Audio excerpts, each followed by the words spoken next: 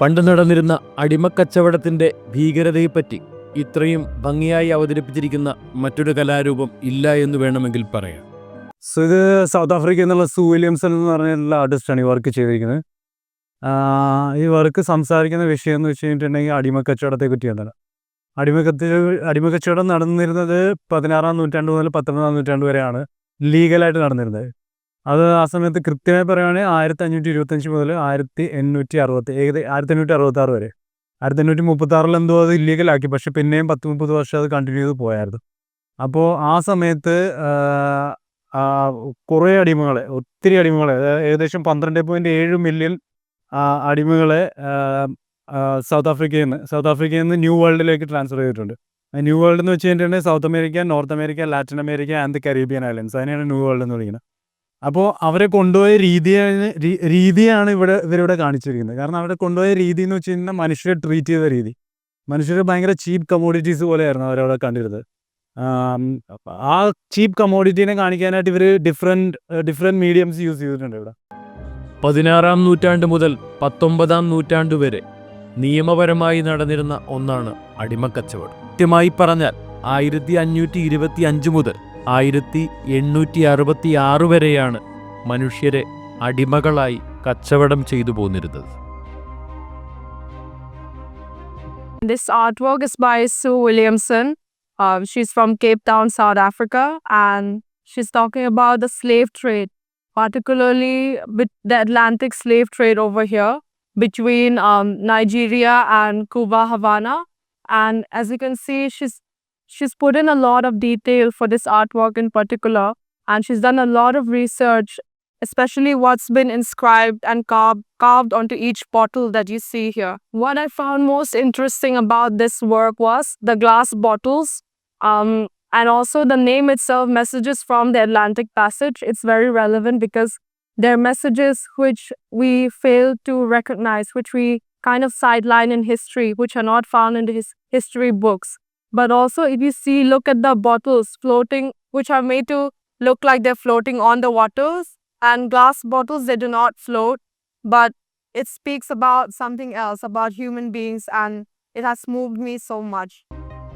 South ആഫ്രിക്കയിൽ നിന്നും ലക്ഷക്കണക്കിന് സാധാരണക്കാരായ മനുഷ്യരെ മറ്റു പല രാജ്യങ്ങളിലേക്കും കടത്തിക്കൊണ്ടുപോയിരുന്നു.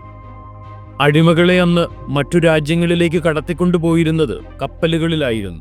5 ടാങ്ക് കാണിച്ചിരിക്കുന്നത് 5 ഷിപ്പുകളാണ്. 5 ഷിപ്പുകൾ എന്ന് വെച്ച് കഴിഞ്ഞാൽ 5 സാമ്പിൾസാണ്. ഈ 16-ാം നൂറ്റാണ്ട് മുതൽ 19-ാം നൂറ്റാണ്ട് വരെയും കുറേ ഷിപ്പുകൾ പോയിട്ടുണ്ട്. 12.7 മില്യൺ ആൾക്കാരോളം അങ്ങോട്ട് പോയിട്ടുണ്ട്. അതിനകത്ത് 10.5 മില്യൺ ആൾക്കാരാണ് സേഫായിട്ട് അവിടെ റീച്ച് ചെയ്തിട്ട്. ഏകദേശം 2 ലക്ഷത്തോളം ആൾക്കാർ മരിച്ചു പോയിട്ടുണ്ട്. മരിച്ചു പോകാൻ കാരണം ഇവർ കൊണ്ടുപോയ രീതിയാണ്. ഇവരെ ഷിപ്പിൽ ഇങ്ങനെ തിക്കി കൂട്ടി നിറച്ചാണ് കൊണ്ടുവരുന്നത്. അതിനകത്ത് മരിക്കുന്നവരെ എടുത്ത് പുറത്തേക്ക് പോയും. അങ്ങനെ എല്ലാവരും ഷിപ്പിൻ്റെ അകത്തിട്ടിരിക്കുക.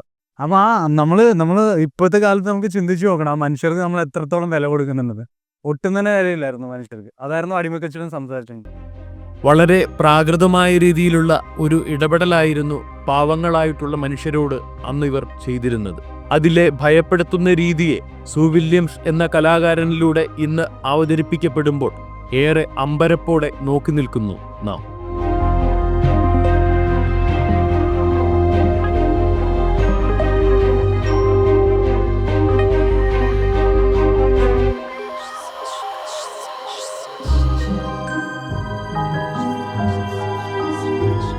മൊത്തത്തിൽ ആ മനുഷ്യരെ ട്രീറ്റ് ചെയ്ത രീതിനെയും മൊത്തത്തിലുള്ള ഒരു ഹ്യൂമാനിറ്റേറിയൻ വിഷയങ്ങളൊക്കെയാണ് ഇതിനകത്ത് ചർച്ച ചെയ്യാൻ ശ്രമിച്ചിരിക്കുന്നത്. ഈ ആർട്ടിസ്റ്റ് എന്ന് വെച്ച് കഴിഞ്ഞിട്ടുണ്ടെങ്കിൽ വൈറ്റ് വുമണാണ്. അവർ സൗത്ത് ആഫ്രിക്കയിൽ സെറ്റിലാണ്. അവർ ബ്ലാക്സിനെ പറ്റിയും അല്ലെ അപ്പാർത്തൈഡിനെ പറ്റിയും അങ്ങനെ ഒത്തിരി വർക്കുകൾ മുൻകൂട്ടി ചെയ്തിട്ടുണ്ട്. ഇത് കൂടാതെ ഈ വിഷയം എന്ന് വെച്ച് കഴിഞ്ഞിട്ടുണ്ടെങ്കിൽ കംപ്ലീറ്റ് സംസാരിക്കുന്നത് നമുക്കെല്ലാം നമ്മൾ ഹിസ്റ്ററി ബുക്കിലും എല്ലാം പഠിച്ച ഒരു അടിമക്കച്ചവടത്തിനെ കുറിച്ചുകൊണ്ടാണ്. ഇത് ആളുകൾ ഇൻ്റർപ്രറ്റ് ചെയ്യുന്ന രീതിയാണ്. ഇത് പലരും ഇൻ്റർപ്രറ്റ് ചെയ്ത ഒരു രീതികളിൽ ഒന്ന് മാത്രമാണ് മെസ്സേജിൻ്റെ ബോട്ടിൽ എന്ന് പറയുന്നത്. അതായത് നമ്മൾ പണ്ട് കാലത്ത് SOS, സേവ് അവർ സോൾ, ഇപ്പോഴാണെങ്കിൽ ഡിജിറ്റൽ സംവിധാനമുണ്ട്. പണ്ടെന്ന് വെച്ച് കഴിഞ്ഞിട്ടുണ്ടെങ്കിൽ കുപ്പികളിൽ മെസ്സേജ് എഴുതിയിട്ട് കടലിലേക്ക് വലിച്ചെറിയും. ഷിപ്പിൽ പോണവർ ആരെങ്കിലും രക്ഷപ്പെടുത്തും വരും എന്നുള്ള രീതിയിൽ ആ ഒരു മെസ്സേജിൻ്റെ ബോട്ടിൽ എന്ന് പറഞ്ഞാൽ ഐഡിയനോടും കൂടി ഇതിനെ ബന്ധപ്പെടുത്തിയിട്ടുണ്ട്. പക്ഷേ ഈ അടിമകളുടെ കാര്യത്തിൽ എടുക്കുകയാണെങ്കിൽ ഇവരെ കുപ്പികൾ നിറച്ചിട്ട് കടലിനകത്ത് ഇട്ടിരിക്കുന്നു. പക്ഷെ ആരും രക്ഷിക്കാനില്ല, ആരും അവർക്ക് രക്ഷപ്പെടുത്താനോ ഒന്നിനുമില്ല. പിന്നെ നമ്മൾ ആ നെറ്റ് കാണിച്ചിരിക്കുന്ന നെറ്റിൽ ആ കുപ്പികളെല്ലാം ഇങ്ങനെ കോരി അടിക്കുന്നത്. കുപ്പികളെല്ലാം മനുഷ്യരാണെന്ന് ഞാൻ മുൻകൂട്ടി പറഞ്ഞായിരുന്നു. അപ്പോൾ ഈ മനുഷ്യരെ ഇങ്ങനെ പൊക്കിയെടുക്കുന്ന ആ ഓണേഴ്സ്, അതായത് നമ്മൾ സ്ലേവിനെ വാങ്ങാൻ വന്ന ആൾക്കാർ മീൻ പിടിക്കുന്ന പോലെയാണ് മനുഷ്യരെ ഇങ്ങനെ പൊക്കിയെടുത്തുകൊണ്ട് പോകുന്നത്. അപ്പോൾ അവരുടെ ആവശ്യങ്ങൾക്ക് വേണ്ടിയിട്ട് അവരങ്ങനെ മനുഷ്യരെ അങ്ങനെ അങ്ങോട്ട് ചെയ്തുകൊണ്ടിരിക്കുക.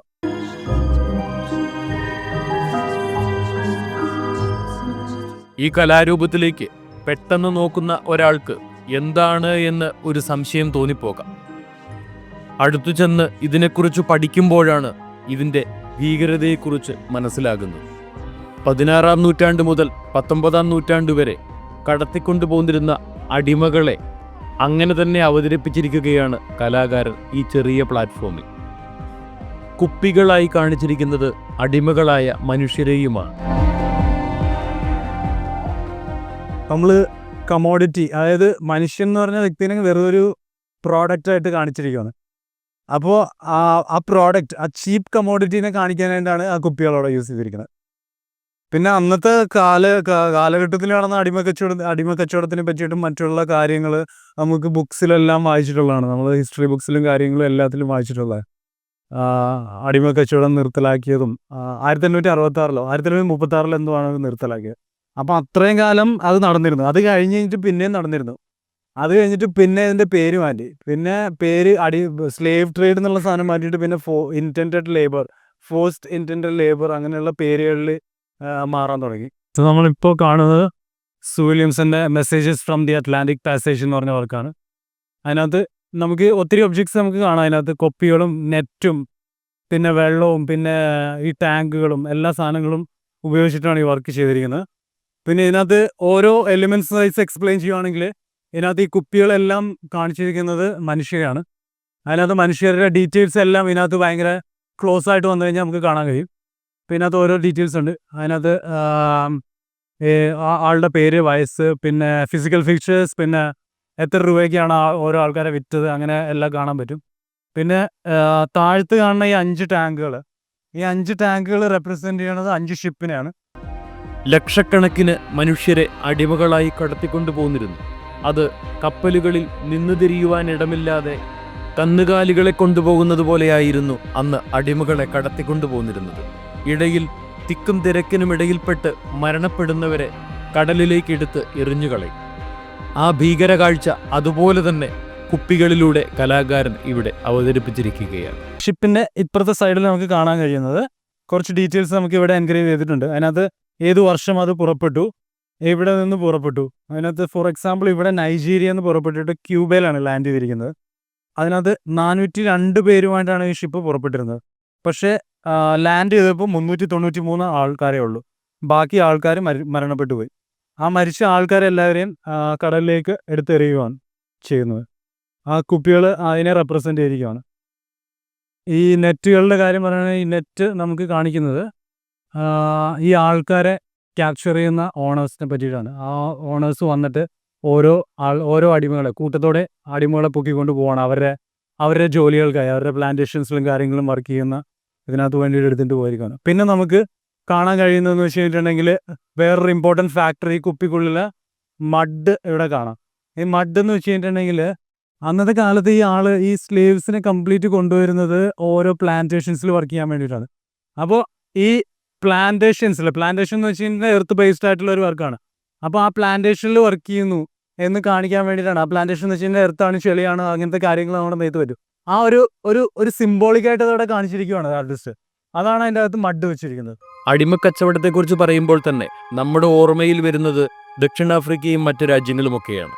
എന്നാൽ കേരളത്തിൽ നിന്നും അടിമകളെ ഇവർ കടത്തിക്കൊണ്ടുപോയിട്ടുണ്ട്. ഇതും സു വില്യംസൺ എന്ന കലാകാരൻ ഇവിടെ അവതരിപ്പിക്കുന്നുണ്ട്. നമ്മുടെ നാട്ടിൽ നിന്ന് പുറത്തേക്ക് സ്ലേവ്സിനെ കൊണ്ടുപോയിട്ടുണ്ട്. നമുക്ക് സ്ലേവ്സ് എന്ന് പറയുമ്പോൾ നമ്മുടെ മനസ്സിലേക്ക് ആദ്യം വരുന്നത് സൗത്ത് ആഫ്രിക്കക്കാരാണ്. പക്ഷെ അതല്ല, കേരളത്തിൽ നിന്ന് സ്ലേവ്സിനെ കൊണ്ടുപോയിട്ടുണ്ട്. ഇത് എല്ലാവരും ഈ അടിമകളെ കൊണ്ടുവരുന്നത് അവിടുത്തെ പ്ലാന്റേഷൻസിൽ വർക്ക് ചെയ്യാനായിട്ടാണ്. പ്ലാന്റേഷൻസിൽ അപ്പോൾ നമ്മൾ ആ കുപ്പിക്കകത്ത് നമുക്ക് കുറച്ച് മഡും കാര്യങ്ങളും കാണാം. അപ്പോൾ ആ മഡ് റെപ്രസെൻ്റ് ചെയ്യണത് പ്ലാന്റേഷനിൽ വർക്ക് ചെയ്യണം, എർത്തുമായിട്ട് ബേസ് ചെയ്ത് വർക്ക് ചെയ്യണ ആൾക്കാരെ കാണിക്കാനായിട്ടാണ്. പിന്നെ ആ കുപ്പികളിൽ കുറച്ച് ഡീറ്റെയിൽസ് എഴുതി വെച്ചിട്ടുണ്ട്. ആ ഡീറ്റെയിൽസിനകത്ത് ആളുടെ പേരുണ്ടാവും, ആളുകളുടെ ഫിസിക്കൽ ഫീച്ചേഴ്സ് ഉണ്ടാവും, പിന്നെ എവിടെയാണ് ഈ അടിമേനെ വിറ്റത്, പിന്നെ കുറച്ചും കൂടി ഇതായിട്ട് പറയുകയാണെങ്കിൽ എത്ര രൂപയ്ക്കാണ് വിറ്റത്, അത്രയും ഡീറ്റെയിൽസ്, പിന്നെ ഓണറുടെ പേര്, ഇത്രയും കാര്യങ്ങൾ അതിനകത്ത് ചോദിച്ചിട്ടുണ്ട് ഈ കുപ്പിക്കകത്ത്.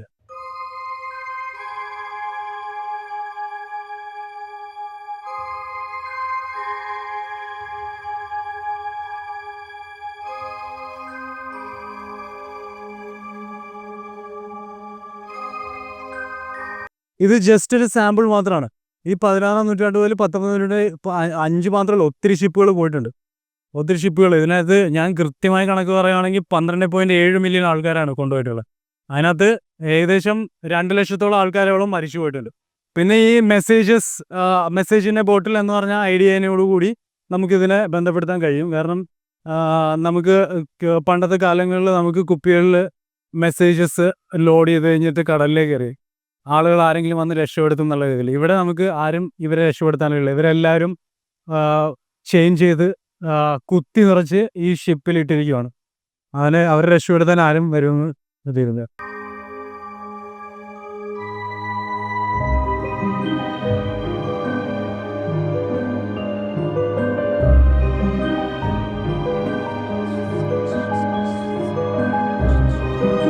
വില്യംസൺ എന്നുള്ള ആർട്ടിസ്റ്റ് ഈ സ്ലേവിനെ സേവ് ചെയ്യുവാണ്, നെറ്റിൽ കൂടി വലിച്ച് കൊണ്ടുപോകാൻ, കടലിൽ നിന്ന് അവരെ പൊക്കിയെടുത്തിട്ട് പോവാണ്.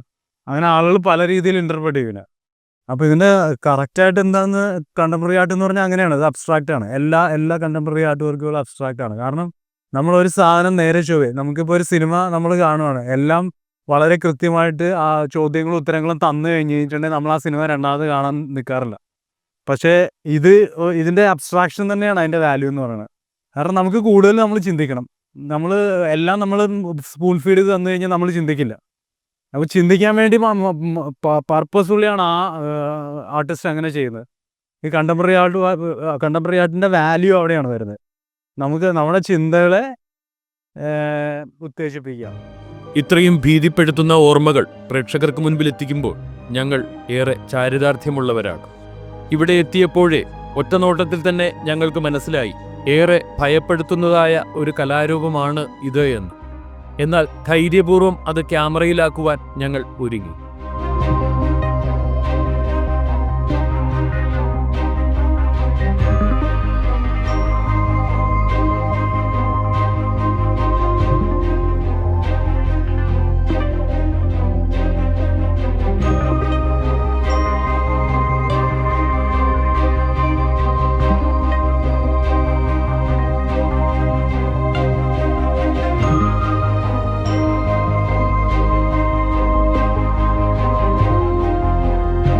മുന്നോട്ടുള്ള കാഴ്ചകളിലും ഇതുപോലുള്ള പൊതുവിസ്മയങ്ങൾ തീർക്കുവാനാകുമെന്ന് ഞങ്ങൾ വിശ്വസിക്കുന്നു.